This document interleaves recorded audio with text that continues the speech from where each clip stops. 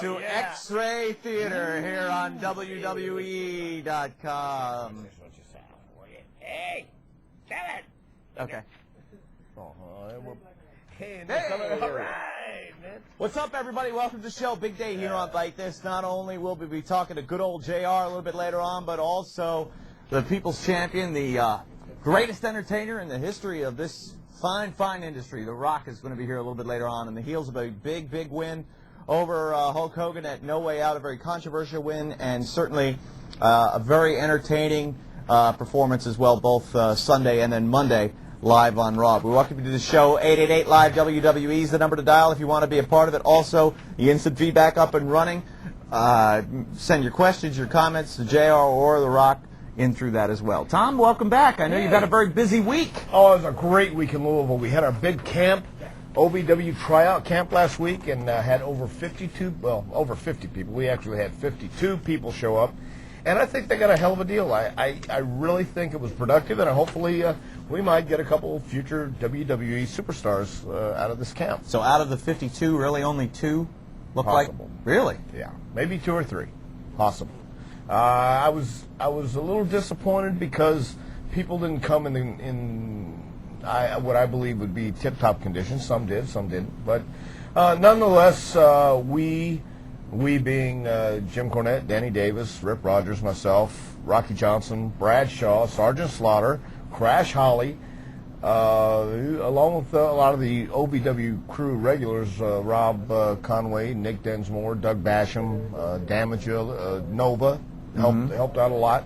I think people got a great experience out of it, and I think that if nothing else, they know now what they need to do to get to that next level. Well, that is fantastic, and congratulations to everybody there who put the time and effort in down in OVW. Always great things going on in OVW. Check out OVWrestling.com for all the latest happening with WWE's official developmental territory. And right now we're going to jump to the phones at 888-LIVE-WWE. We're going to first, though, talk to our good buddy Droz. Droz, welcome to Bite This. How you doing, pal? Great to be here, guys. Well, how much snow did you get down Jersey way? We actually ended up with like 5 or 6 inches, but it's already melting away. The roads are clear, evidently, and we ended up doing okay here. And compared to the last one, this was nice and easy. Well, good, and a little bit of heat as well. Talk about something to melt the snow. A little bit of heat on the Rock there in Montreal at No Way Out. A very controversial ending to a very entertaining match. Wow. Well, it almost had to be expected, but I'll tell you what, I was glad to see the fans, riding him as hard as they can, because I love Rock as a heel. I really do. I think as entertaining as he is as a heel and being hated, he just steps up that much bigger to the plate. Yeah, but what about that guy, what's his name, Sylvain Grenier last night? Taz even said it. He was waving kind of like the Queen Mary in the ring to all the fans out, and like he was one of royalty here in French Canada or French Canadian. I mean, come on, Droz. Don't you think there could have been a better ending to that than an easy way out with a referee? Yeah, I mean, that is very true. I mean, it probably could have ended a better way, but as we've seen with Vince before, he could definitely stir things up, and a screw job by a referee or by Vince is not below him at all. And yeah, it definitely could have been better, but I think this has opened things up, of course, between Vince and Hogan a little more, and that to me, I think, could be a very entertaining confrontation. Yeah, I don't know what this guy Sylvain Grenier's claim to fame is. I don't know how in the world he got in that spot, right. But there's certainly going to, I'm sure this story is going to play out over the next few weeks as we are on the road to WrestleMania now. And Droz, this past Monday on Raw, Rock followed up his performance at No Way Out by coming out, electrifying the crowd in Toronto. They would hear none of it, though, from the People's Champion. Of course, Rock put himself in that 20-man over-the-top rope battle royal to see who would face Triple H at WrestleMania for the World Heavyweight Championship. When all was said and done, it was Booker T, who was a lot of people's minds the surprise winner, a lot of people calling it an upset. What do you think about Booker T now being on the doorstep of what would be his 6th World Heavyweight Championship? Well, you know something? I'm rooting for Booker T, and for the simple fact of, he's been out there for a long time now entertaining. When he and Goldust were out there as the tag team, he's been going singles, on his own way. But you know, and to see how Rocky, you know, took off out of the ring, of course, sitting down, hanging out, and, you know, everybody's thinking Rock's going there, and like you said, it was an upset, but I think it's a great fit for WrestleMania, and I'm looking forward to seeing Booker T out there electrifying the crowd. And I mean, I think he's going to do a great job at doing it. I'd love to see him come away with the title. To me, Tom, one of the moments that stood out from that Battle Royal was not just Booker T winning it, but also the Hurricane. We've talked before about it's all about the rub, and it seemed as if Rock coming back not only invigorated himself because we saw a new side of The Rock, a very entertaining part of his character, a very hateable part, but a very entertaining part, and also Booker T getting the win, and the Hurricane as well.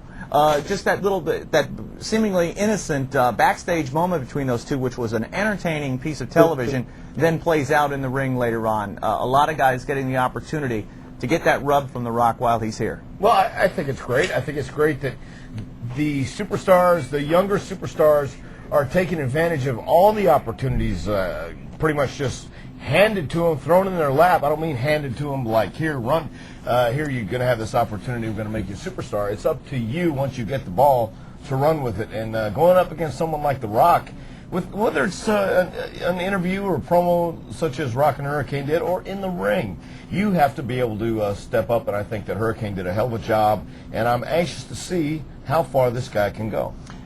It was a shameful moment, of course, with Chris Jericho, but one thought I could not get out of my perverted mind, Droz, was, my, oh my, how flexible Stacy Keibler is. Well, I think we saw that you can actually take her legs and put them right over her head. I believe we pretty much witnessed that. That's answered that question. Yes. Yes. You know, and again, that's one of those dramatic moments that you see every once in a while on either Raw or SmackDown that people talk about the next day, whether it's the perverts like me or whether it's, you know, normal people who say, my God, I can't believe Chris Jericho would stoop so low, and Christian there is a co-conspirator, Test handcuffed to the middle rope, and Stacy seemingly inches away, but it could have been miles because Test was unable to do anything to prevent Jericho from really doing a number on Stacy Keibler. And if people would have known that, how much you think front row tickets would have gone for then? Right there. Wow.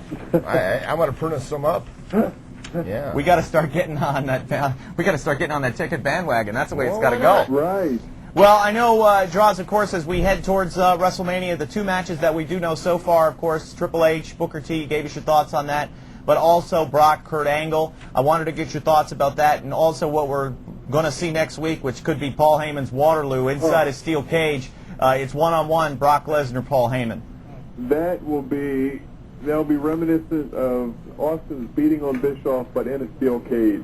I see Paulie getting pounded and shredded on that, you know, on that steel cage, and I know myself, I'm looking forward to it, and I'm sure all the fans are, after seeing Paul all these months and years just, you know, irritate and annoy people. To have a chance to go one-on-one with him in a steel cage, Brock Lesnar must be foaming at the mouth. Well, you know, Brock is, he's one of the boys. And let's put it frankly here, Heyman's not. And don't you think that monitor is going to be sold out backstage to watch Brock punish Paul up one side and down the other? I mean, you know, everybody's just looking forward to that. I'm sure when that was finally announced, it was like, you know, they're probably going to be selling tickets. It's going to be standing room only, people standing on top of chairs to see that at the monitor. Hell, I could even see some people trying to sneak out of the back to get a look, you know, firsthand at that thing. Yeah, it is going to be a brutal scene for sure, and again, Paul Heyman has been torturing Brock Lesnar on SmackDown ever since the Survivor Series when Heyman conspired with the Big Show to rob Brock of the WWE Championship. Lesnar and Angle at WrestleMania. We know now that Lesnar indeed can bounce Angle off the canvas with that F5. Will he be able to do it at WrestleMania this time, though, Droz, for the WWE Championship? I really think he will. I think he can do it. I mean, you know, they're both, you know, we've talked about it time and time again. They face each other. They're both great athletes. You know, they both come from incredible wrestling backgrounds. But I think Brock has just got too much steam going, you know, going his way. And, you know, stepping into WrestleMania, you know, the Super Bowl, I mean, it's a sight upon itself. I think he's just going to have so much fire and determination. definitely see him walking away with that belt. Well, we've got some time to talk about it, Droz. We'll catch up with you next week on the road to WrestleMania right here on Bite This. Enjoy the melting snow. We'll talk to you next week. All right, guys, you take care. Take care, Droz.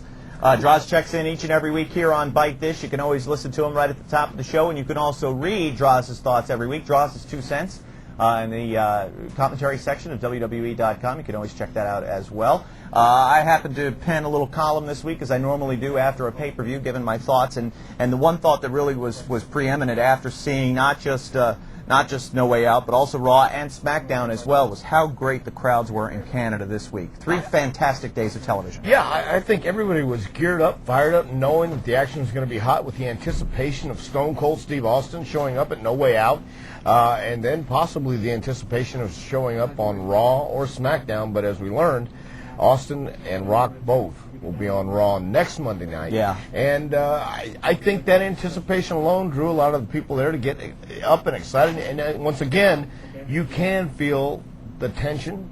If something is in the air, Stone Cold Steve Austin is back. At least he was back for No Way Out and handed Eric Bischoff a beating that I'm sure everyone in the back was hoping for and laughing about and enjoying themselves. And you know, Austin was originally going to be our guest here on this week's show. For those of you that don't know, when we had the massive snowstorm that put out about half the country a couple of weeks ago, an appearance that Stone Cold was supposed to be on was canceled, was rescheduled for tonight.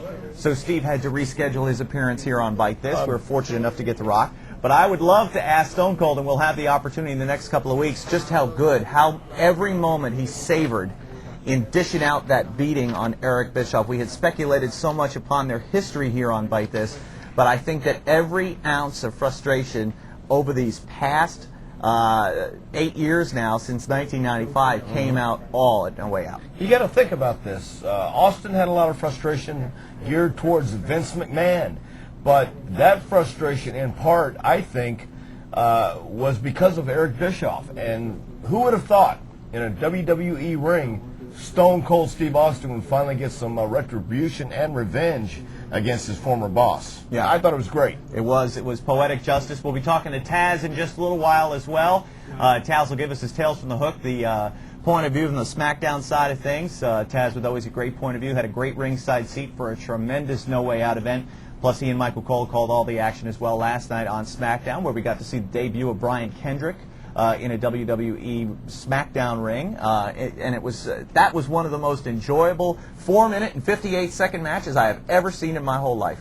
Well, I enjoyed it for a couple reasons. I enjoyed it because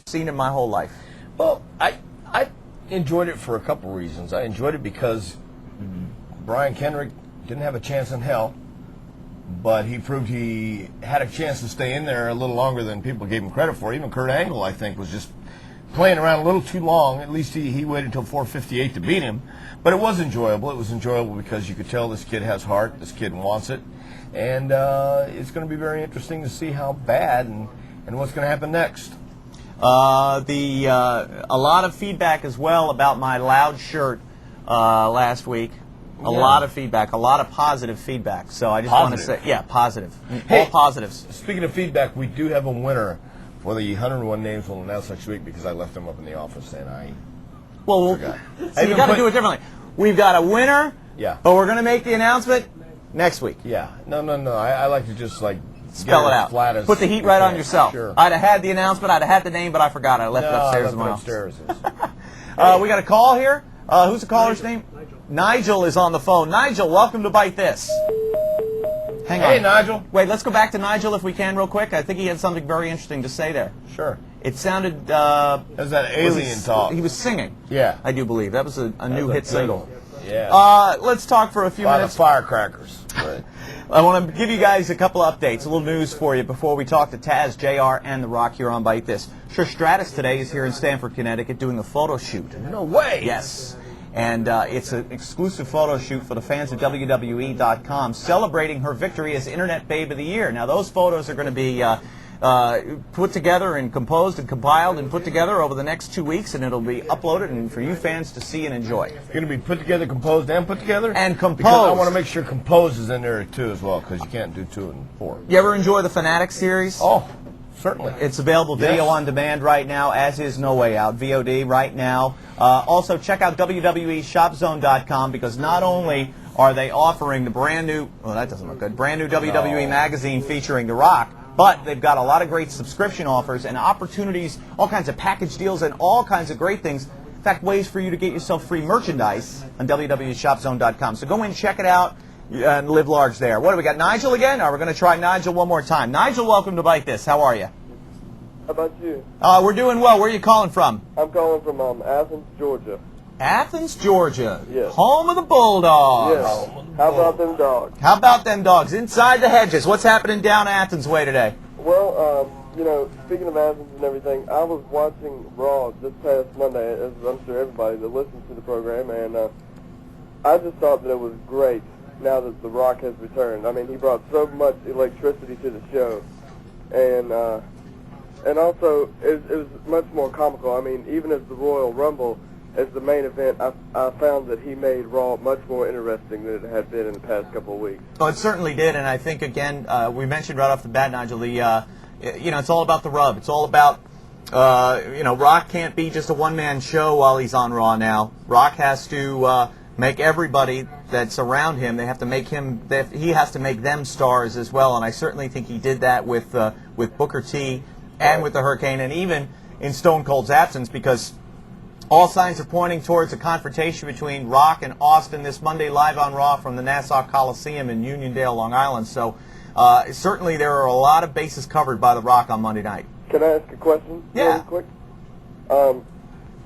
Another thing that I wanted to know about the Raw brand in particular is about D'Lo Brown. What do we know about that, about him getting fired and stuff?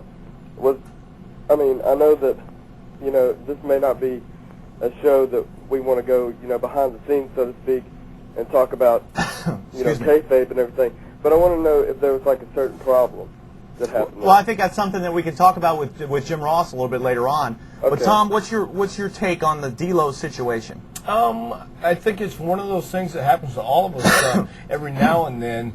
You don't realize you're being complacent, or you don't realize that you're not performing up to what other people feel you're capable of doing, and I think that might have been the problem with D'Lo. I like D'Lo. I'm a fan of D'Lo's work. I'm a fan of what he's done.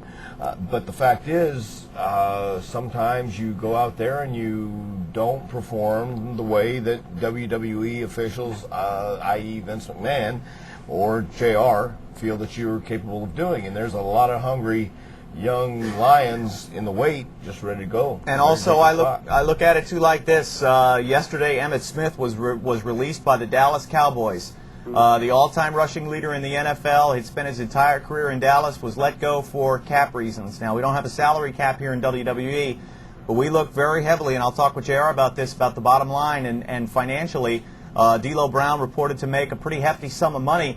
Was D'Lo Brown pulling his weight? Was he really worth what he was being paid? Where at the time when he did sign that contract, yeah, he may have been. Again, business was good when he signed that deal. But all it was just him, maybe pricing himself out of the market. That's what happens sometimes, and that's the reason why Emmitt Smith has gone from Dallas. Right. I mean, I can understand that. I just wanted to know if it was a problem with management and stuff like that, so to speak. Well, we'll put it this way. It wasn't one thing that D'Lo did. D'Lo Right. did not get in trouble. He didn't do anything wrong. He was a consummate pro all the way through. I think that, like Tom said, maybe he didn't progress to that next level like he had hoped. And again, when you sign a big money deal, they expect big money performance out of you, and being the guy in the opening match and going to get it done. Right. So there you go. One more thing. Has there been any discussions with Goldberg, or is there any possibility at him at WrestleMania? Who knows? Man, it is so... the way I find out my news on this situation is I look at different internet sites. One day he's in, one day he's out, one day he's in, one day he's out. Hogan said it on this show a couple of weeks ago. Goldberg needs to make a decision. He needs to make it now. Exactly. The way again, we can all sit here and fantasy create our WrestleMania card. Do you see Goldberg fitting in a high-profile match at WrestleMania? At this point, I don't. I don't see it. Well, I mean, like I say, I get the news, I guess, like you guys do, looking at the internet sites and whatever. And, to be quite honest, I used to want Goldberg to be at WrestleMania, and that would be awesome and everything. I wouldn't want him to face The Rock. I'd rather see him face Austin. But I just don't see it as he deserves it because he's been so slacky with the negotiations and the last minute. I mean, I know. Well, we don't, Nigel, you don't know that. We don't know that either. Again, you're taking your news from third, fourth, fifth-hand sources. Nobody that's been there in any of these negotiations or in any of these sit-down meetings. So I think it's unfair to judge Goldberg on what is simply hearsay. But the bottom line is this. Goldberg may have had an opportunity, may have had a window to sign with this company and get in here while the getting is good, and that window may have closed. Nigel, thank you very much for your call, your time, your participation. 888-LIVE-WWE, the number to dial. We'll talk to Taz in just a few moments here. Tales from the Hook time coming up. And then good old JR and the great one, The Rock. Outstanding. What a better show. I mean, Stone Cold could have been on, great, but getting The Rock, I think, is a coup for... Wait, dude is not here this week. Oh, that only could make this show better. Oh, man, come on. He's down watching that phony UFC. Oh, that's right. Hey, what's the story with Bradshaw? You mentioned that he was down there in OVW helping out with the training camp. I know that he's not just there giving his time to these young, erstwhile would-be competitors. He's down there working for himself as well. I think Bradshaw, of course, has been on the world publicity tour for WWE, but... logging them frequent flyer miles. You're not kidding. I think he's... And, of course, I know he's down there to... just get in shape, get back in the ring, see where he's at. He had an injury, a torn bicep. He seems to be looking in pretty good shape, but he knows he's not in ring shape. And of course, I could think of no better place to go than OVW. He's doing a great job. How does he look? How far away is he? Wow, he looks great, but if I was to put a timetable on it, everybody's different. He looks like he could go tomorrow, but I think he would tell you honestly he can't. So I think that maybe, I don't know, Bradshaw is one of those guys that surprises you. You don't know how bad he is. You don't know how hurt he is until he gets in the ring. 888-LIVE-WWE, the number to dial. We're talking about a variety of subjects here. One subject I want to bring up, if you were creating your own roster, and if you had every superstar in the world to choose from, but let's limit your first choice down to two guys. Okay. Who would be your number one draft pick if you were building a wrestling company? Would it be The Rock, or would it be Stone Cold Steve Austin? Wow. Well, I want to get your thoughts as well at 888-LIVE-WWE. Also want to hear from you in the instant feedback. If you had two guys to choose from to start a company with in the year 2003, and those two names were The Rock and Stone Cold Steve Austin, who would you pick? Well, you know, here's the deal. Boy, this is a tough answer, but I'm going to have to go with Austin. Yes, he's a loose cannon, and yes, he's full of piss and vinegar, and he'll tell you where to stick it any time. And I have all the admiration and respect for The Rock, but I believe that Stone Cold Steve Austin is one of those guys that can go out there and feel it and give you a fight. And I think when it all comes down to it, people, when they come to see sports entertainment, WWE, they want to see a fight. Who was more responsible for the resurgence in WWE back 5, 6... Well, let's go to the phones as well. We have a caller on the line. Hi, you're on Bite This. Who are we talking to? Hello, this is Jeff. Hey, Jeff, where are you calling from? Hey, I'm calling from Atlanta.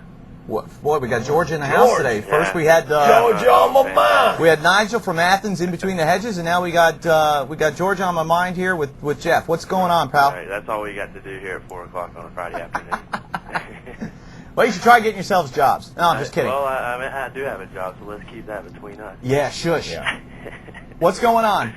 I had a question. Last night I watched wrestling. I wanted to find out if Edge is really hurt or what the story is with that. He's one of my favorite wrestlers, and I think he's up and coming. Yeah, it's bad news. The guy right on the cusp of superstardom. Yeah. He's going to miss about a year. He's going to be out of action. He's going to be having very similar surgery to what Stone Cold, Chris Benoit, and Lita Rhino have had. It's a bad break, no pun intended, at a very bad time. But that is the reality of what is. That happened before the pay-per-view. Well, no, we're putting it all on what happened backstage. Really? Well, again, it's when you have an injury like this, it's never one thing. It's never one action, one motion. You know what I mean? But that's where the the finger is going to be pointed at. You know, we said the same thing with Benoit that he injured his neck at the King of the Ring, but you know, again, it's a cumulative injury. It takes a long time for something like that to happen. So it is bad news for Edge, man. But keep him in your thoughts, and he's already planning on a comeback for WrestleMania 20. Oh, really? Yeah. Okay. That's they his time. Plan that far in advance. Huh? That's his timetable. He's met with doctors. Dr. Lloyd Youngblood is an incredible surgeon. He's done great work, and I know he's going to do the same great work on Edge. Right. Another question about is Rock sticking with the Raw brand? For now, yeah. That's the plan. Okay. I would say you'd be much more likely to see Rock on Raw than you would on SmackDown. Is that because the ratings for that particular show have been down, or just he fits in better with that crowd? That's a very good question, and you have to wonder, does a guy like Rock, who has a massive ego, and I mean that in a very complimentary fashion, would he be the type of guy that would say, if I go to Raw and I'm responsible for bringing that up, is that another kudo for me, another feather in my cap? I would think, no doubt. I think it would be great for the ego. It'd feed it. But at the same time, you have to understand, you really are almost as good as your nemesis, so to speak. So you can't have a really good bad guy without a really good guy. Or can't have a good bad guy. You know what I'm trying to say. Yeah, I got you. So I think, again, it's done on purpose, and I wouldn't be surprised if Rock said, hey, let me go to Raw and let me go play over there for a while. Let me see what kind of havoc I can cause on a Monday night.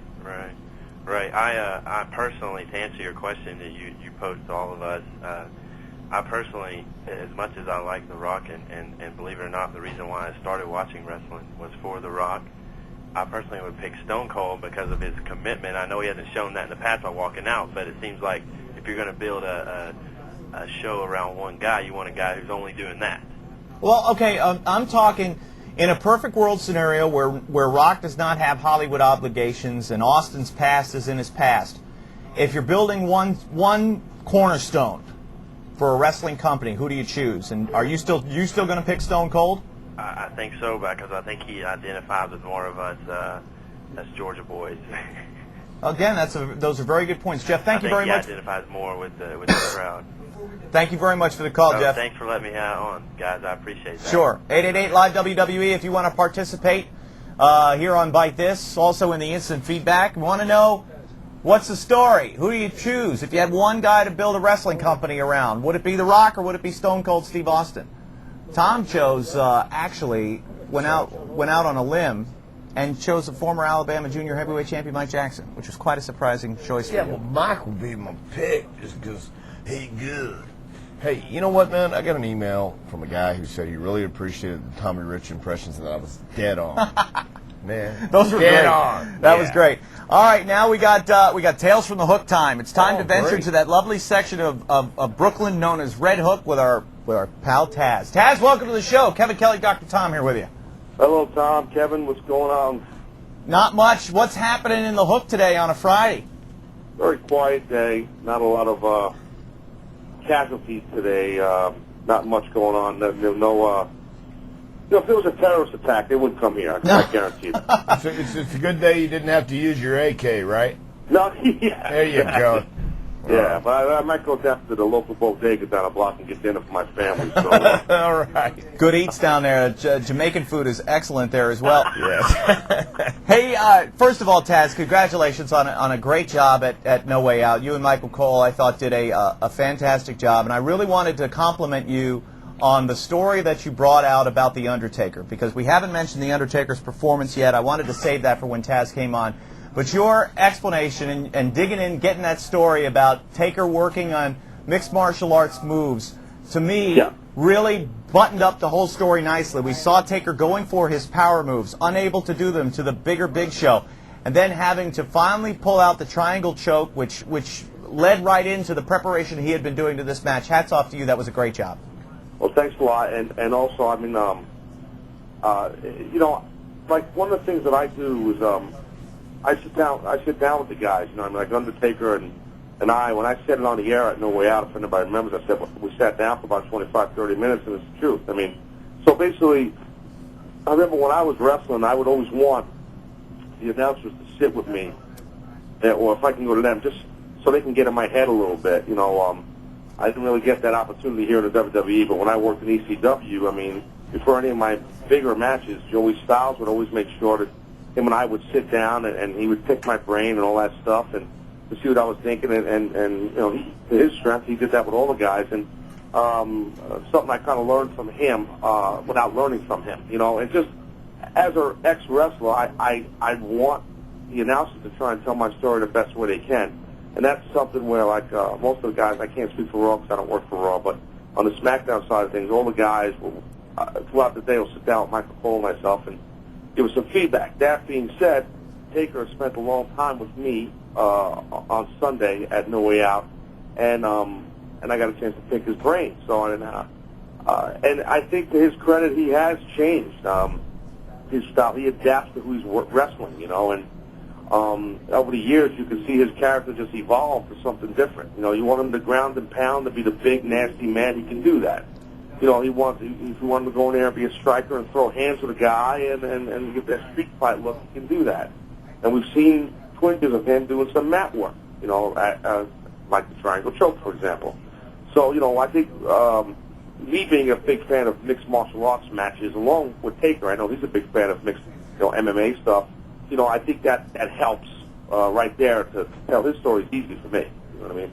Yeah, and again, it's adapting. It's finding other ways, Tom, to attack a bigger opponent. When he was, of course, the Phenom back in 92, 93, there was nobody bigger than him. And now, again, facing a guy like the Big Show, it's finding another way. But also, Tom, Taker came into this match in better shape than we've seen him in a long time, moving better. It seemed as if he's found the fountain of youth once again. Well, that's why Taker has been around so long, because with all the injuries and nagging injuries that go along with his business, Taker realized that he has to take better care of himself, and he's said this before many times.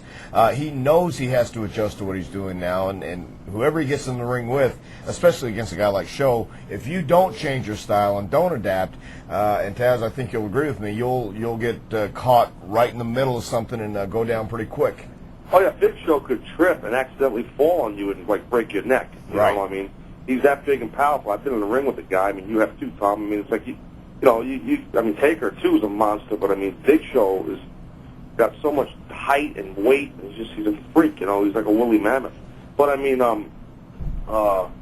I think that also Undertaker, talking about him, is smart because, like Tom just touched on, the athletes today are different than years ago. So you see, when Taker came into the WWF at the time, he was the big man. Well, in our locker room now, not that he's not a big man still. He's always the biggest dog in the yard. I mean, that goes without saying. That's his thing. I don't just mean the character. He's respected tenfold. But you look at some of the size of some of these people that are in the locker room, they have the same height as Taker, if not more, but they're bigger. The athletes today are bigger, they're stronger, they're faster, and they're smarter. Years back, and not knocking the guys before us, but years ago, after a match, guys would shower up and grab a six-pack and head to the hotel. Now, guys shower up after the match and they grab their laptop and go to the hotel. Right. Different story now. It's a different breed of athlete, different animal out there. The industry. I think that's for the better. Did you have a chance, Taz, to talk to Edge at all at No Way Out, or afterward or preceding it, about his neck injury? Yeah, both days actually. I spoke to Edge at No Way Out, and I spoke to him at SmackDown. Yeah, it sucks. I really feel bad for Edge, but he's got a tremendous attitude about it. He's just going to kind of regroup and repackage himself. His body's been beat up. I mean, all those TLC matches the guy's done, his body, all the years of wrestling, being on the road full time, his body probably needs a break, not just his neck, no pun intended. And I think Edge will come back. He's got tons of, intestinal fortitude and perseverance. I think Edge will come back, just like his music says, never going to stop, and that's his MO. And I think a great sign for Edge's return, we're targeting just about a year from now, was the return last night of Rhino, electrifying the crowd, looks better than ever. Rhino, of course, coming back in. It seems as if guys are able to come back after the surgery and after a little bit of rehab and they're really able to hit the ground running. I think testament to how hard these athletes are working while they are rehabbing these injuries. Absolutely, and I think it's a testament to OVW, too. I mean, because our guys like Benoit, like Rhino, they get a chance to work out the kinks, again, no pun intended, down in OVW, but down there in Ohio and do their thing down there and loosen up. I mean, but Rhino came back, God, I mean, talk about not missing a beat. Man, he looked phenomenal. I was so happy for him. I mean, Rhino's one of the good guys in the business, along with Edge. I mean, I was so happy for Rhino. He's just a sweetheart of a guy. Works his ass off, you know what I mean? And when he gets out there, boy, he's a machine, I mean, I'm really happy. I'm proud of him. I'm happy that he's part of SmackDown. Happy to sit there and call his matches. And these neck injuries are popping up. These neck surgeries, I should say, are popping up like crazy. You know what I mean? It's just, as a guy who's been in the business for like going on 16 years like myself, it kind of bums me out to see it, and I know, like myself, my neck is, I've been getting some treatment on my neck. I mean, I got problems with my neck from an old injury that I injured in 1994, and that's one of the reasons why I'm behind the announce table right now. I just can't, my body, even with the surgery, they don't know how much they would be able to do for me, to be honest with you, because it was an old injury that I bumped on for 10 years after the injury occurred, never had surgery on it, so I didn't catch it early like these other guys are doing. And I know, of course, that Dr. Lloyd Youngblood has done a lot of great work. We mentioned that earlier on. And Edge will come back in about a year's time. A young man who has yet to gain, I guess, full employment here with WWE is Brian Kendrick. I said before, it was one of the most enjoyable 4-minute and 58-second matches I've ever seen last night on the show with Kurt Angle. What do you think Brian Kendrick is going to do next, though, Taz, to try to get himself a job? I don't know. I mean, I'll tell you what, man, that was a great deal. I mean, watching Kurt Angle with this young guy who, I mean, God, I think we could see Brian Kendrick's one hell of an athlete. Man, a hell of a wrestler. And getting in with a guy like Kurt, that was some good stuff. And that was a great, like you said, 4 minutes and 58 seconds. Yeah. I don't know what he's going to do. I mean, maybe, I don't know what he's going to do. Maybe he'll, like, I don't know, take a leak or something. I don't know what he's going to do. I don't know. Maybe Cole needs a lackey. Oh, yeah. Maybe he could, like, maybe do something like Cole. I mean, maybe he could be Cole's training partner at the gym. I mean, he's bigger than Cole by about 40 pounds. There you go. All right. Hey, Taz, listen, thank you very much for your time. I got an issue. What? Taz. Hang on. Okay. Talk to Taz off the air. Talk amongst yourselves. Talk Amongst yourselves. Talk to Taz off the air. Yeah, okay. We're going to get JR on the phone, and we're going to talk to the Hawk. The hockey? The hockey. The hockey good. I want to see his next movie. All right, let's talk about some of the feedback people are giving in the instant feedback room. It's split right down the middle. It is split right down the middle. Steve Austin has more experience. They're both more popular, but I would choose Austin. I would choose Austin as well. I would choose The Rock. The Rock because he's younger. It seems to be split. Who would you pick? Who would be your number one draft pick if you had the choice between The Rock or Stone Cold Steve Austin? These two are on a collision course. This Monday's Raw, live from the Nassau Coliseum, Uniondale, Long Island. There are still some good seats remaining, and a man who is going to have a great viewpoint on this expected confrontation is our guest at this time, Jim Ross. JR, welcome to Bite This. You got Kevin Kelly and Dr. Tom here with you. How you doing? Fellas, how you doing today? We're doing well. Thank you very much for taking some time out of your schedule to be with us on the show. Your thoughts about No Way Out. Your thoughts, first of all, about the event as a whole. We saw so many great things happen, a night of controversy, a night of some dramatic, really physically exerting matches, both in tag, 6-mans, and also Rock and Hogan. What were your thoughts overall about No Way Out? Well, I thought that one of my criteria is the effort that the athletes put forth.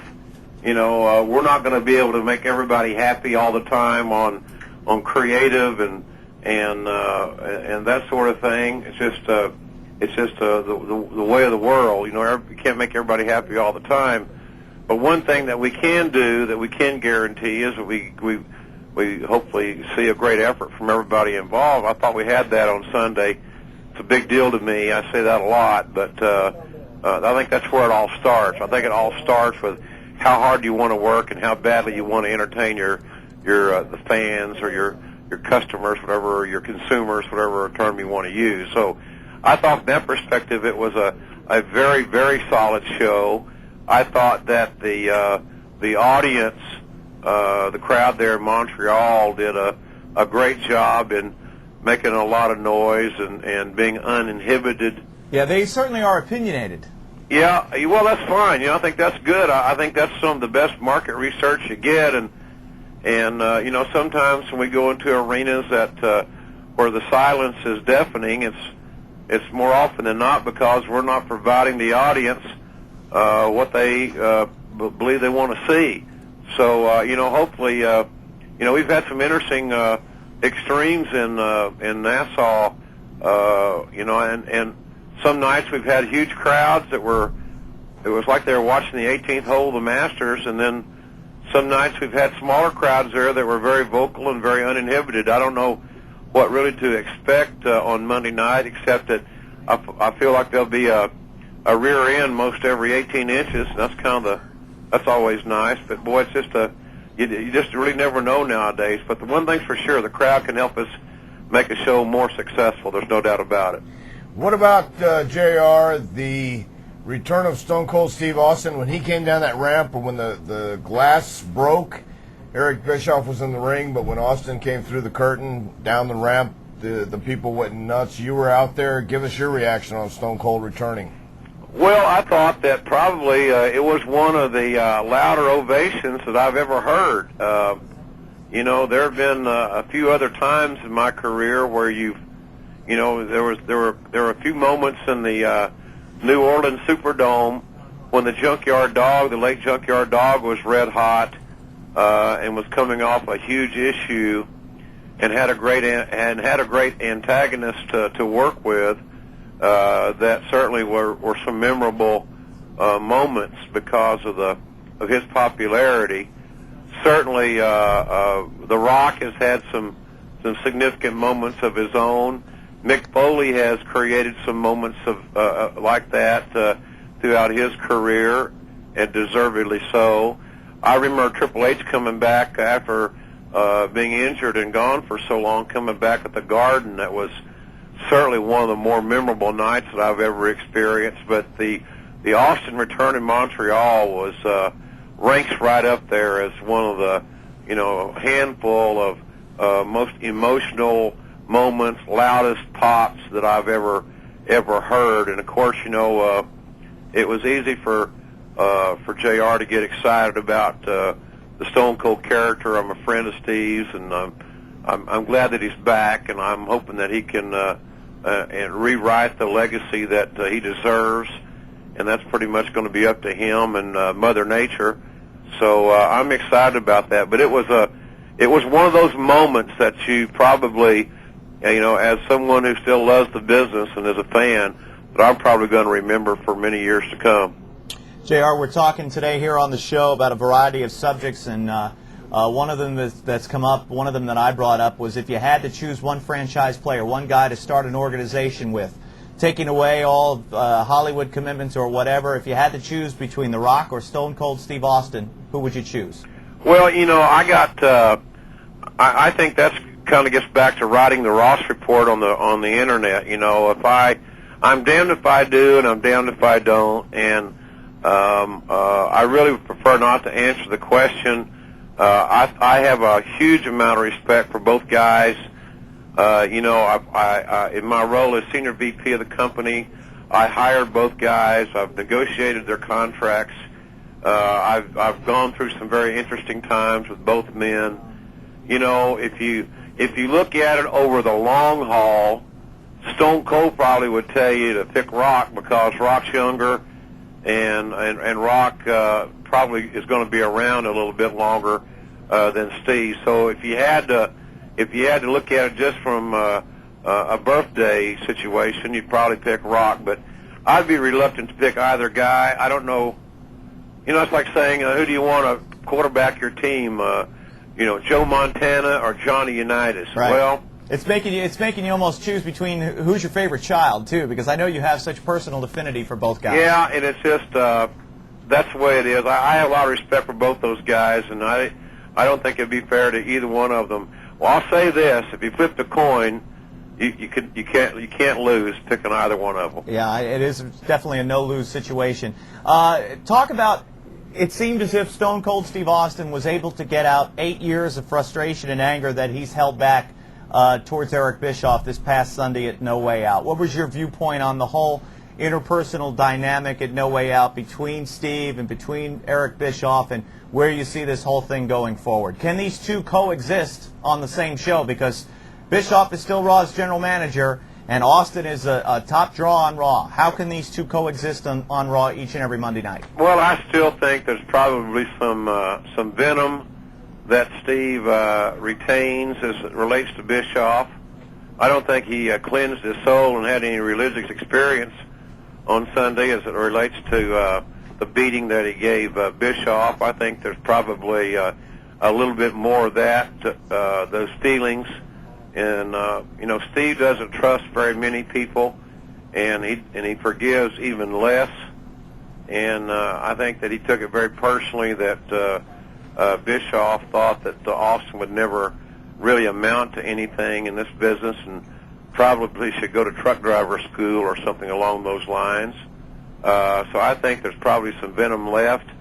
I think it's going to make for some very interesting television, certainly potentially some extremely interesting television with Bischoff and Austin. And, of course, those that prefer to look at any issue where the glass is half empty as opposed to being half full can say, well, it's just going to be, it'll never be McMahon-Austin. And quite frankly, I don't know that anything along those lines will ever be McMahon and Austin. But I do think that Austin and Bischoff can create some very compelling television moments on Monday night. Well, they say that about the Yankees as well. George Steinbrenner and Dave Winfield had rivalries throughout the media in the 80s, and then, of course, George Steinbrenner and Derek Jeter firing off at one another. As long as you have combustible elements, it seems as if people will never be able to coexist, especially on Raw, and such is the case with Rock and Austin. Those two men have such a storied history. Look into the crystal ball for a few moments, JR, and what do you think we can expect this Monday? Both men expected to be there, impending collision course between the two. What do you think that we will see this Monday, Rock Austin in the same building? Well, I hope that we see them face-to-face in the ring together. I'd love to hear the dialogue from both guys. I'd love to be. I hope that we get to hear and see that interaction. I know that Austin, anybody that read the Raw magazine, was legitimately very displeased with some of the things that Rock said about Stone Cold when Austin left and took his unannounced, unplanned sabbatical. I think there's some unfinished business there that it'll be interesting to see how that manifests itself in that environment on Monday night. I'm sure that Bischoff is going to never forget what happened to him personally at No Way Out, and I would think that Bischoff, in his mind, feels that he owes Austin at least one ass whipping. And will Monday night be the night that Austin gets what's coming to him in Bischoff's mind? Will he be able to dodge the bullet? Is he being set up? What does The Rock want to say to Austin? I think it should be a really intriguing night. And I'm, God willing, and the creek don't rise and it don't snow no more in this godforsaken place that we live in. I'll be there to see it. Well, joining us right now on the phone, he's I believe calling from Southern California, Hollywood, California, is The Rock. Rock, welcome to Bite This. Kevin Kelly, Dr. Tom, and JR's on the phone. I appreciate that. It's great to be back on the show. It's great to be back in the WWE. Dr. Tom, Kevin Kelly, JR, how you guys doing? Hey, listen, I'm in sunny South Florida, baby. Oh, very good. The other home of The Rock. Well, it's a new producer today, Rock. I heard warm weather, and that's all I could think of. Well, Rock, you heard what JR had to say. Certainly. Actually, I didn't hear it because Jim Muncie had me on the line telling me bad jokes, but I'd love to hear it. Wow. Well, that's bad information. I know we're all looking forward to this Monday's Raw, Rock, with you and Stone Cold Steve Austin in the first in the same building for the same time. Raw is going to be electrifying this Monday. Can't wait. I cannot wait for this coming Monday. And I've said it in the past. I've said it before, whether it be in character or out of character. But I've always said, you know, there's such an intangible, there's such an X factor that takes place every time Rock and Austin are in the ring together. And these two guys, these two characters, man, I cannot wait. I honestly can't wait. He knows I can't wait. I know he can't wait. And it's going to be a great night, man. And there's no better place than right up there in Long Island, man, at that Nassau Coliseum. So it's going to be something else. It is really going to be something else. And you know, considering all the trash that I was talking this past Monday, yeah, it's going to be a hell of a night. What about the comments of Stone Cold Steve Austin in the issue of Raw magazine, Rock? He was very critical of you. JR was mentioning that before that. Yeah, you know, Austin. No, he was critical of me, and he said exactly what he meant to say. And here's the thing, you know, the counter to that is I said exactly how I felt. When I came back, I flew in as a surprise, and I went to Raw. It was in Oakland, and you know, the funny thing was, is you know, when I hear different things from different people saying, well, you know, we understand that you had to say what you had to say, and you were given dialogue. Well, let me wisen some people up. Sure, I'm given dialogue. Work very closely with our writing team, but at the same time, I am in complete control of what comes out of my mouth and what I say and what I don't say. And I certainly meant what I said. And if he didn't want to be here, he could take his ball and he can go home. Or actually, I said he could get the F out. I meant it then. And when he said what he said to the Raw magazine, he meant that as well. And since then, you know, we broke bread. We did what we had to do to make sure that we weren't going to let any personal conflicts involved with business.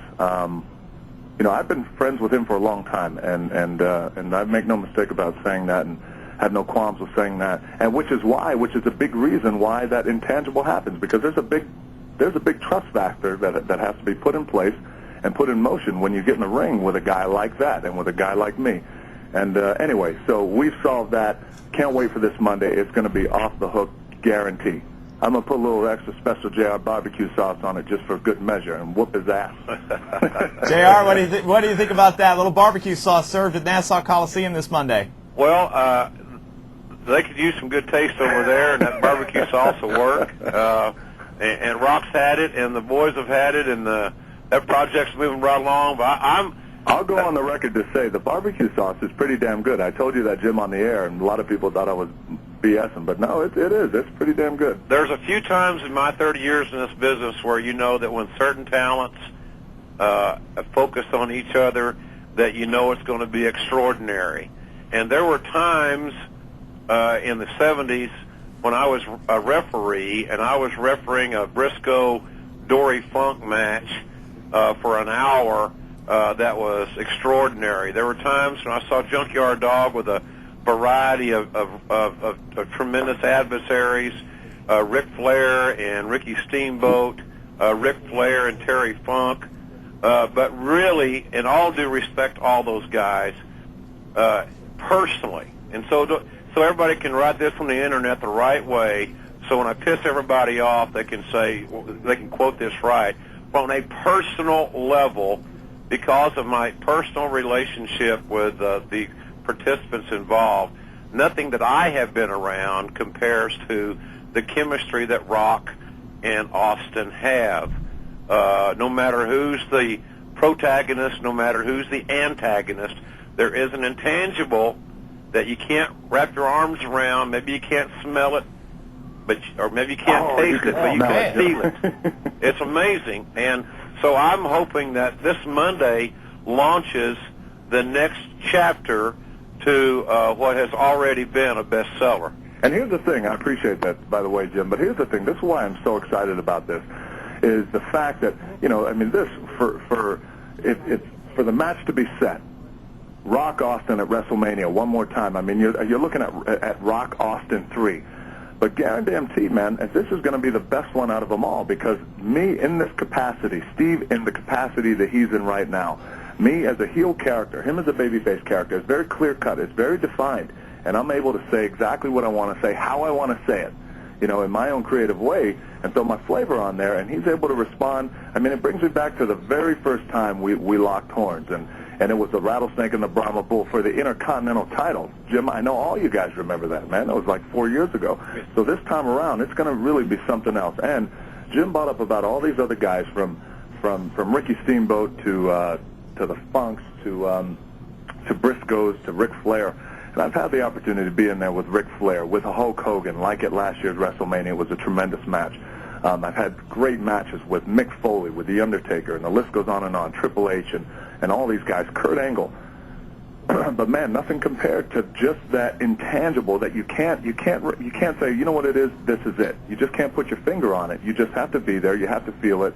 All of you guys have been in the arena when he and I have gotten in the middle of the ring together, and it's an amazing feeling. You got goosebumps on your arms, and you're going to feel that, guarantee. And I hope, at least, unless I'm misreading this whole situation, which I don't think I am, it's going to happen this Monday. I can't wait. Well, it is going to be great. JR, listen, we were going to let you go because we've got to free up a phone line so Rock can talk to some of his fans. We want to thank you for your time, and we look forward to hearing you this Monday from the Nassau Coliseum as the impending collision between The Rock and Stone Cold Steve Austin is right around the corner. I'll be there, and I'll look forward to it, and I hope that everybody is loaded for bear. It should be one hell of a night. It's going to be awesome. Jim, I got a new cell phone number, by the way. You got to call Town Relations to get it. I just changed my number again. Just again? Again, for the 18th time. My God. All right. Well, I'll call the CIA and the FBI, and I'll try to get a number on you. All right, we'll try to pin The Rock down. Thanks, JR. See you guys. Thanks. All right, take care. Later. Well, Rock, first of all, I'd love to say this. Welcome back once again to Bite This, and welcome back to the WWE. Thank you, man. It's great to be back. Great to be back. I know that, of course, a lot of people say, can you capture lightning in a bottle once again with what's going to happen with you and Stone Cold, but I think you and Hulk Hogan proved that it can be captured once again because the electricity, the chemistry was off the chart with the matchup at No Way Out. Take us inside. You've had time to reflect. Are you happy with the way everything worked out at No Way Out? Yeah, I was extremely happy with the way things worked out. I was really happy with the match. I didn't have a chance to do too many things with Hogan with the lead up. I mean, I did a lot of the stuff actually, as you guys know, from my house in L.A., which actually, as it turned out, proved to be a nice little twist to things. And but no, I enjoyed it. I enjoyed the match. I enjoyed the way it came out. I was happy because I knew that Hogan hadn't been in the ring since, I believe, August or September. Right, August. And neither have I in front of a live audience. I had a chance to get in the ring in L.A. and as well as down in Florida to make sure that I was on key. But I was happy, man. Our chemistry was right there. It flowed. It was great. And I'm still trying to get over them damn weightlifting belt shots he laid on me in my back, man. Yeah.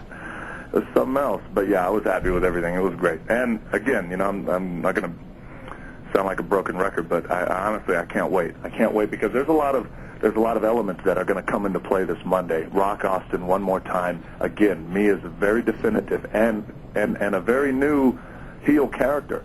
And Austin coming back, a big comeback for him, and being up there in New York.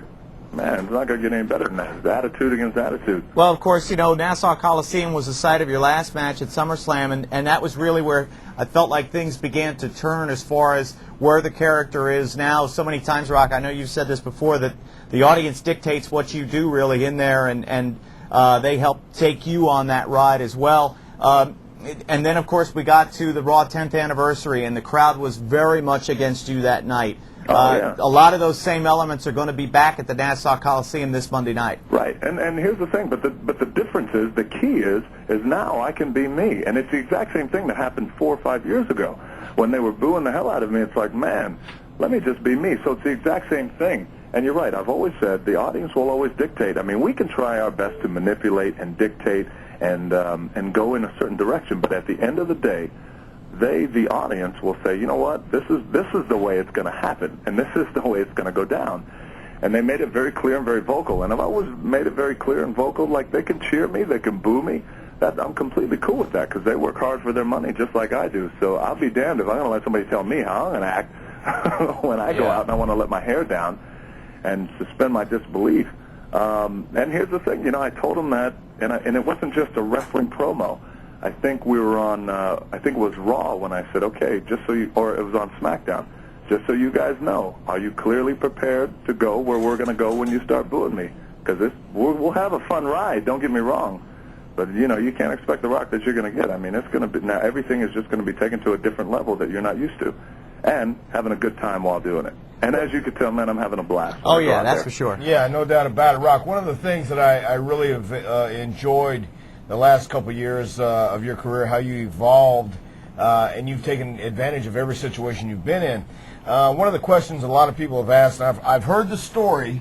It was relayed to me, but... I was drunk. No, was that it about the tattoo? Oh, no. No, not that story, yeah. But I mean, how you went over and tell us a little bit the story about behind the meaning of the tattoo and how it happened. Oh, yeah. I went over to Hawaii to get it, and as soon as I wrapped the movie, and it's a Samoan tattoo, and in the culture, when you get a tattoo like this, what happens, anyway, long story, trying to be short, the tattoo artist, and he's a real spiritual tattoo artist. His name is Po'oino, and he's over in Hawaii. And me and my cousin went over there. My cousin, who's actually my stunt double, went over there to get this work done. And the tattoo on my arm is an actual story of my life and what I represent and what my life has represented to me thus far and what's important in my life, from strength to protection to loyalty to family and things like that. And it's a story from beginning to end, actually. And, whenever I always sit down with some guys when I have like a couple of hot seconds and I go through the story with them. But, yeah, it's some pretty heavy work. And I'm very proud of it, too, by the way. Well, it's an awesome-looking tattoo. The first question a lot of people asked me was, that's a fake tattoo, right? That's one of those henna deals, isn't it?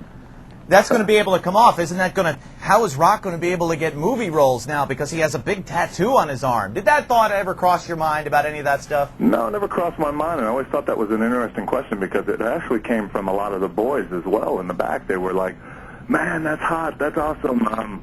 What does Hollywood say? And I'm like, well, Hollywood says the exact same thing you just said. That's great, and they want to know the story behind it and the meaning.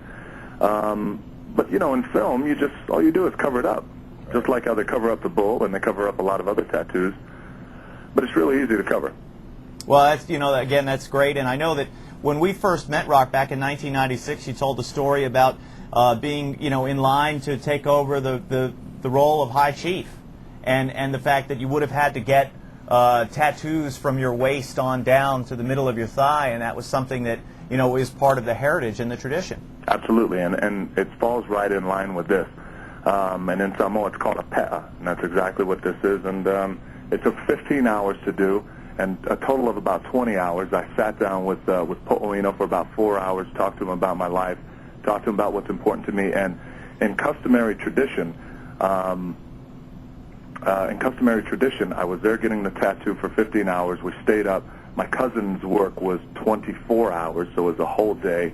And all my boys, all my cousins, we all sat around. We closed the tattoo shop up, and they bought their guitars, they bought their kava, they bought their drinks, and we just played and sang. And it's all this is just to keep your mind off the pain, because the guy really has to be heavy-handed because it's really, really dark.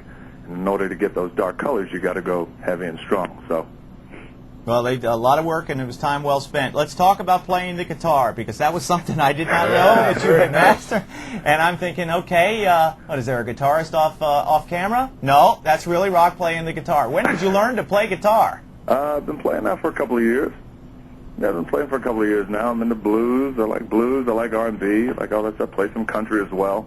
My favorite country guitarist, or guitarist period, is Willie Nelson, and I had the opportunity to play with him about a year ago in his trailer, and we just sat and kicked it and played down in Texas, back in your neck of the woods, Tom, and yeah, it was pretty cool, man. And that's a great thing about being able to travel everywhere, and I take my guitar everywhere we go, and a lot of times I'll get an opportunity to play with certain guys, and that was it, and here's the thing, in coming back, my mentality was just, hey, listen, I want to have a great time. I want to have fun. Not that I never had a great time before, because before in all my matches and all my promos, I had a blast.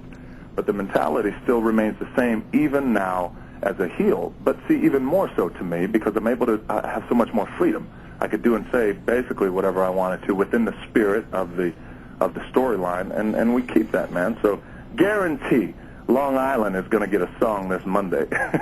They certainly will. Rock, by the way, I want to thank you personally for having a lot of your family members on my VH1 Driven show. Well, that was the thing. They all called me and said, would you all like to speak on Kevin Kelly's behalf, possibly being at a litmus test? Yeah, yes! Wait a minute, you know, but the story is they were there to get Kevin, and I told them, no, they must be mistaken. They wanted me to sit there and talk as well. I didn't know if there was heat there or what. Man, what? But no, well, I had said, listen, I need Dr. Tom, because Dr. Tom, I mean, they showed footage of me and you, for Christ's sake. yeah, I know that. But, You know, but they used Kevin. And here's the thing, Kevin has the world record, and anybody listening will know this. Kevin has the world record now of using the word litmus test more times in one interview than anybody. You're not kidding.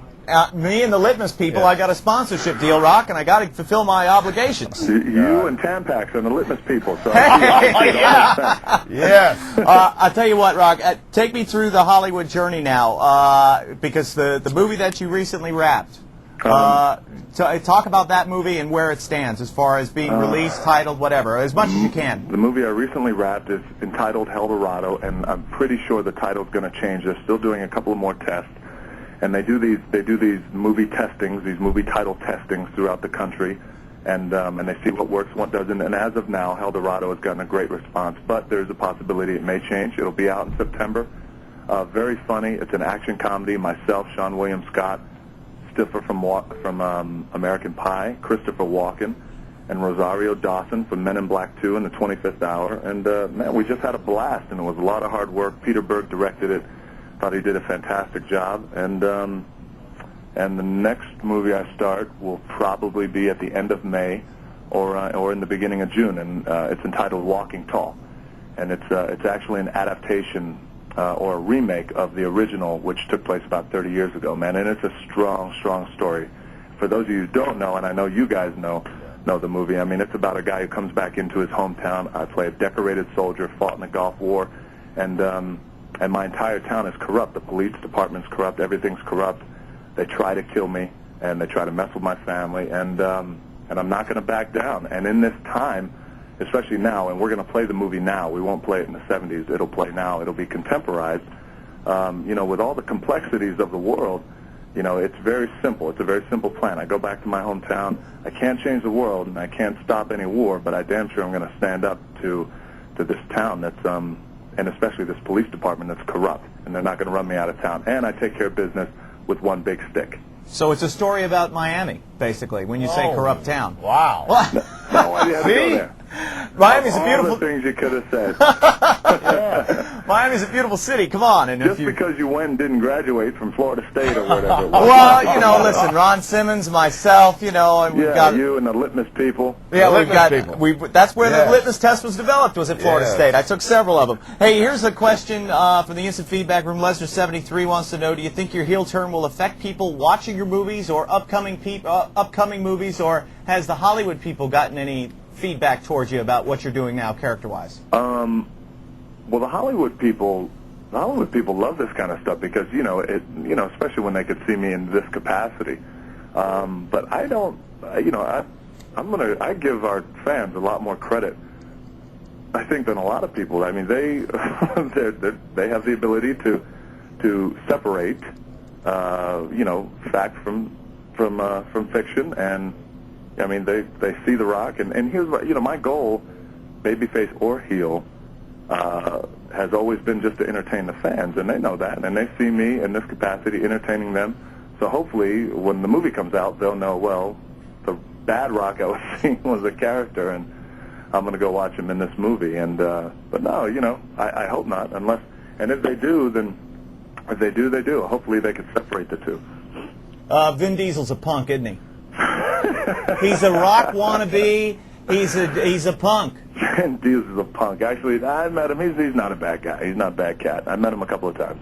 He's about as bright as a burned out bulb, Rock. I've listened to some interviews with him, and this guy, man, the lights are on, and ain't nobody home. Well, it's all about the litmus test. He just didn't take the litmus test yet. Right. If he, again, he would have failed the litmus test. Once he takes it, You know, it was great being on VH1 so much, and I had Rock's Beautiful Family talking on my show. I cut a 30-minute promo, and they edited it out. I don't know. Right. Downtown Bruno was on there. Vince McMahon was on there. Vince McMahon, Steve Lombard, everybody's on there. Yeah. I wasn't on there. I was working on there, but you got to talk and say about nothing. And you didn't get one offensive move in on Rock that whole time. No, I didn't. I don't think I got one offensive move, except maybe we offended some people in Florida. You offended some people with that haircut you had going on. It doesn't matter. Yeah. Hey, it doesn't matter. Let's go back to last Monday, and I talked at the top of the show about of all the great things you could have done. For me, it's all about the rub anyway when it comes to huge stars in this business. And not only did you give the rub with Austin not even being there, but also the backstage interaction and the interaction during the Battle Royal with the Hurricane, and also what you did for Booker T, man. That's what this business is all about. Talk to me now about being in this role that you're in now, as far as putting guys over, helping guys get to that level, helping them become the next Rock. I appreciate that, Cap. Thanks, man. But here's the thing. I mean, anyone who is really 100% committed to this business, and I seriously mean that. If you're 100% committed to this business, then you'll go out and do what I did. Period. So it's really, I don't need accolades or anything for that. I was just doing my job. I was doing my job as a heel with heat. It's just that simple. And you guys know that. I mean, it's a really simple formula. And, to be in this position, I'm in a fantastic position that I don't have to go out there and I don't have to bang people over the head with chairs, and I don't have to take out a bazooka. I don't have to do much. The heat is natural. Funny.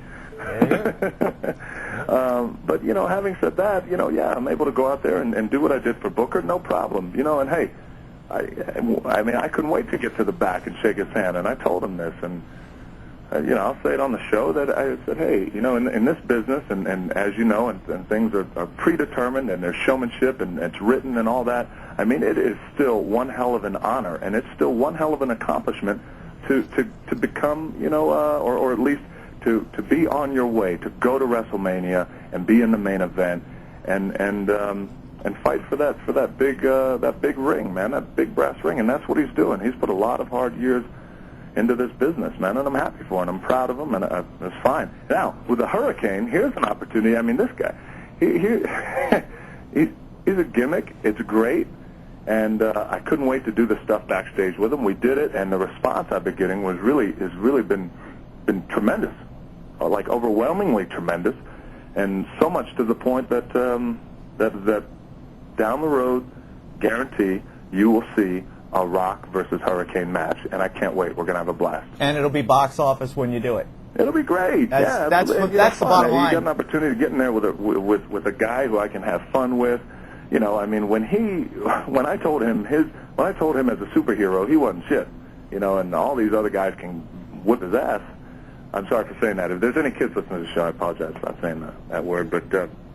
You guys got to stop me, or at least let me know ahead of time. Oh, you're fine. Yeah, go right ahead. Hey, Pat Patterson's dropped the F-bomb on here more than once, so you're cool. Yes. Anyway, so, and then when he came out with, I know one guy who I can beat. I'm like, who? I could Scorpion King. I mean, I thought that was, I started laughing. You just couldn't see it, man. I was laughing. So funny. You got his North Carolina twang down. It's great. So anyway, I look forward to it, and we will definitely do something again this Monday on Raw, and I can't wait. Can't wait. We've been looking at some glimpses, some images of you, No Way Out, and also at Raw. I noticed Rock considerably leaner than the last time we saw you. What are you tipping the scales at now? I mean, the conditioning is you're faster, you're stronger than ever. What are you tipping the scales at now compared to what you weighed, like say last August? I'm probably at about 245, 250. And here's the thing, I never thought to myself, well, I have to become a lot more leaner. It's just a matter of trying to understand my diet and get a good grip on what I was eating and why I was eating it. But I've got this motto, and I think I've told you guys before. You can't cheat yourself. You got to treat yourself, and that's exactly what I do. I had a pizza this afternoon. I got some donuts in my kitchen. Hey, Tim, I got to take my fat ass to the gym and get ready for Raw. Hey, Rock, we got a lot of people that want to talk to you. Let's jump on the phones here. 888-LIVE-WWE is the number to dial. Hi, you're on the air with The Rock. Go ahead with your question. Who are we talking to there? You're on the phone with The Rock. Go ahead. Hey, how you doing? Good. Hey. Rock, can you hear the caller? Yeah. Okay, go ahead, honey. Okay, before I ask you my question, I would just want to tell you, Rock, no matter what you say, no matter what you do, I will always love you. Oh, I appreciate that. Thank you. Okay. I've been reading on the internet that you're leaving the WWE for good after WrestleMania, and I was just wondering if that's true.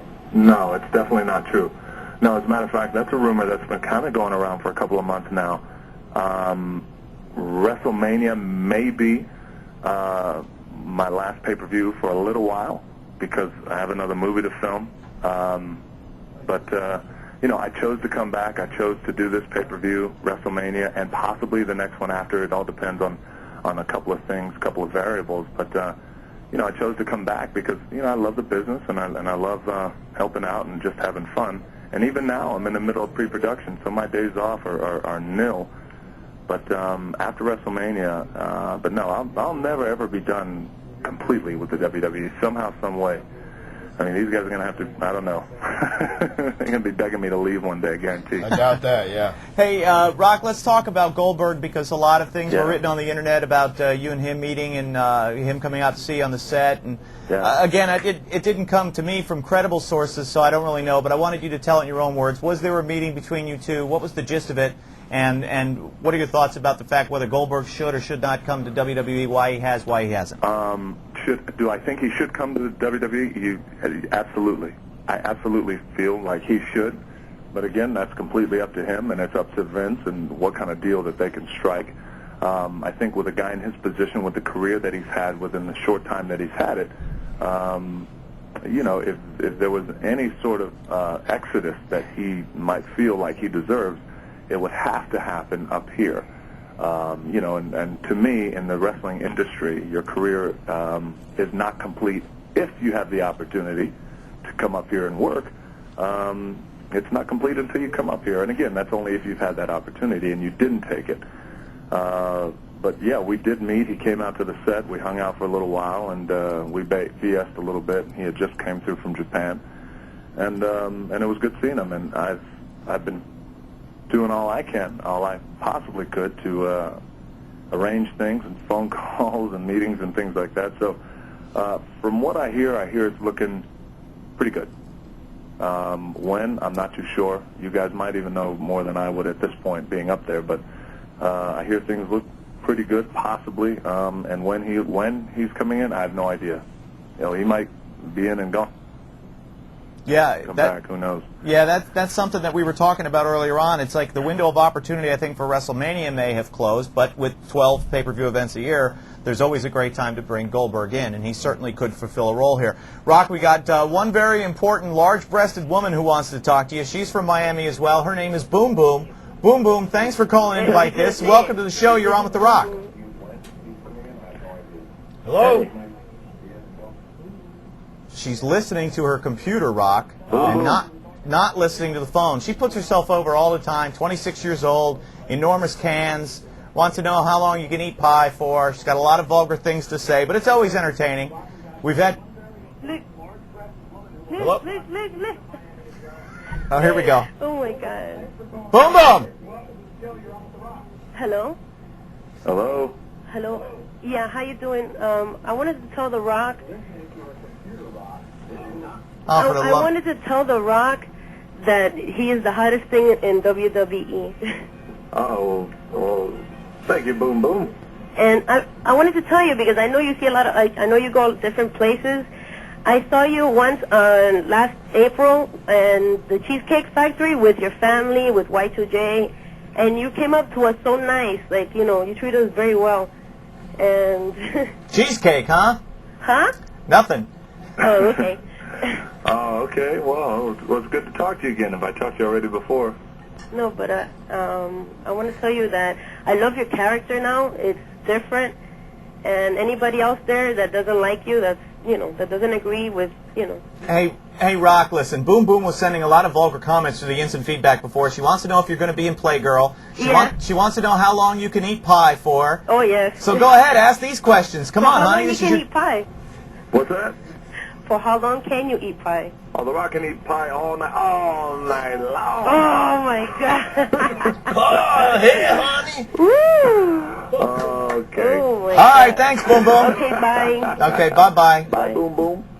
Every week, Rock, we get very colorful comments. She draws little pictures of her breasts on the computer, and, you know, I don't know how these people do these things. But, anyways, that was enjoyable for her. You don't like women.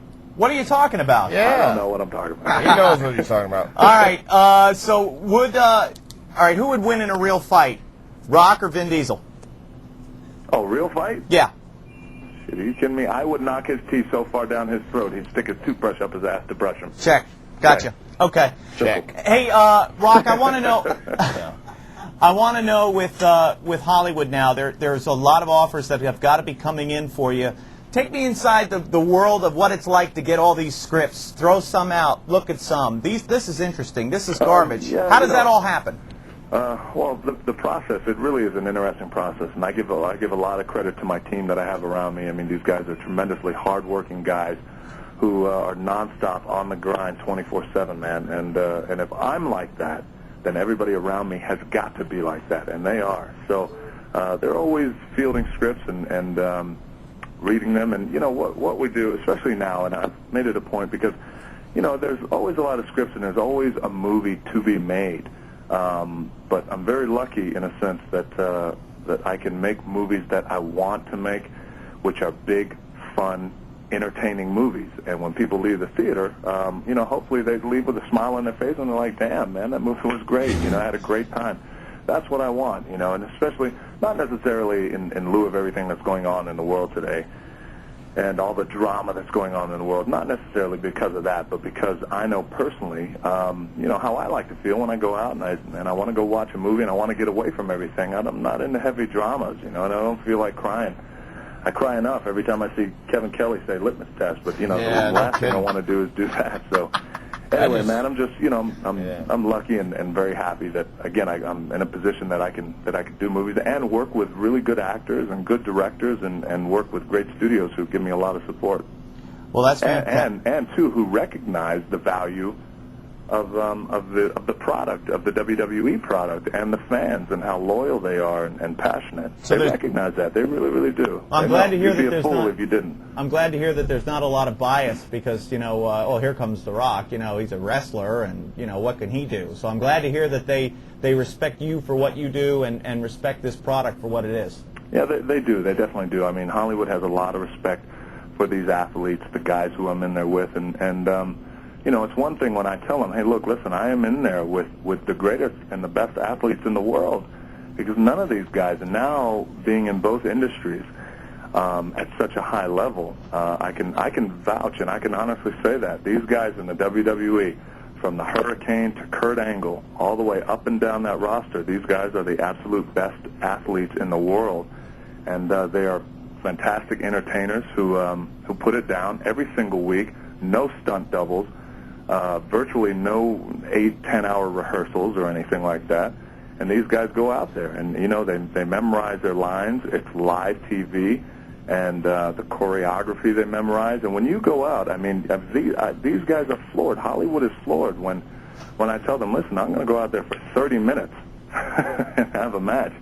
And, you know, a lot of these guys are like, damn, you know, because the scene will take all but 8 seconds. And then they see all this choreography you put through, and you got to memorize. So there's much respect. Yeah, Rock. Any chance of you doing Saturday Night Live again? Oh, I'd love to. Yeah, absolutely. Yeah. And we were just talking about that. So, and there might actually be a possibility where the three of us, myself, Stifler from American Pie, and Christopher Walken all do it at the same time. There's a small possibility that'll happen right before the movie comes out, and if that's the case, I'd love to. Oh, very good. That would be fantastic. Rock, I thought when you said the three of us, I thought you meant you, me, and Dr. Tom. Well, that's what I meant, and then, you know, my manager over here kicked me and said, no, anybody but Kevin Kelly, Dr. Tom, but then not Kevin. Okay. Got it. Gotcha. I'll erase that from my schedule book. Hey, Rock, listen, we want to congratulate you once again on all your success. I know we don't get a chance to talk to you too often, but every time we do, we really appreciate it. Have some fun this Monday. You and Stone Cold Steve Austin are going to rock the house no matter what happens at the Nassau Coliseum, and we look forward to seeing you at WrestleMania as well. I can't wait, boys. Thank you again for having me on. I appreciate it. All right, take care, Rock. Thank you. Okay, later. He really is the great one. Yes. So it's good to see him get this much success, especially being homegrown right here in WWE. And again, when you talk about guys, when you say to, I'm trying, I can't think of one person in particular, but when you say, you know what, you're right there, you're almost at the cusp, you're missing that one little thing. Rock is he's the one that has it. He has a little thing, but everybody else can have it as well. You just watch what he does and just see how he just captivates and captures, and He passed the litmus test. he did. Yeah. I got to study this litmus test I and bet figure out you what did. it really is, because Yeah. you know what? It sounded good when I said it. I Yeah. had no idea. You made an impression on him. I was drinking heavy that day. They put me in front of the camera and just. Yeah, that happened to me when I was drinking heavy in front of the camera. I was Put coming you up on with the big camera? words. Yeah, I came up with big words like that. I think no matter how the people react, well, the people will react to the electricity. Everyone's going to feel in the air when Rock and Stone Cold are obviously going to be either face to face, but they're going to be in the same building. And face to face is going to be one of those magic moments again. It really is. We are just about out of time on this edition of Bite This. We want to thank everybody who called in. I want to thank everybody who participated in the instant feedback. Want to thank our guests, Draws, Taz, good old JR, and of course The Rock.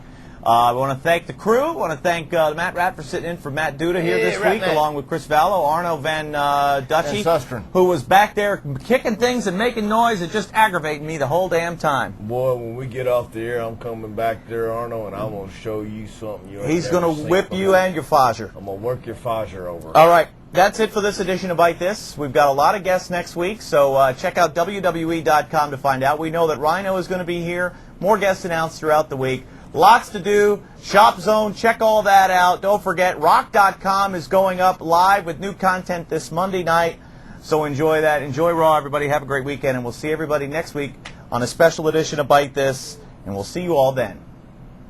See ya. Litmus.